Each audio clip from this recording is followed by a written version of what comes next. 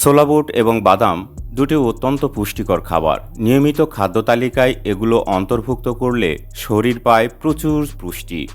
বিশেষ করে যখন এগুলো ভিজিয়ে খাওয়া হয় তখন এর পুষ্টিগুণ আরও বৃদ্ধি পায়। বিশেষ করে এই খাবারটি পুরুষের পাশাপাশি নারীদের জন্যও বিশেষ কাজে লাগতে পারে যদি নিয়মিত পরিমিত কিছুদিন খেতে পারেন। ভেজানো ছোলা বুটের উপকারিতা। ভেজানো ছোলা বুট ও বাদামে ফাইবারের পরিমাণ বৃদ্ধি পায়, যা হজম শক্তি উন্নত করতে সাহায্য করে। ভিজিয়ে রাখার ফলে ছোলা বুট ও বাদাম নরম হয় এবং শরীরে এর পুষ্টি উপাদানগুলো সহজেই শোষিত হয়। ভেজানো অবস্থায় ছোলা বুট ও বাদামে ম্যাগনেসিয়াম, ক্যালসিয়াম এবং ফসফরাসের মতো খনিজ পদার্থের পরিমাণ বৃদ্ধি পায়।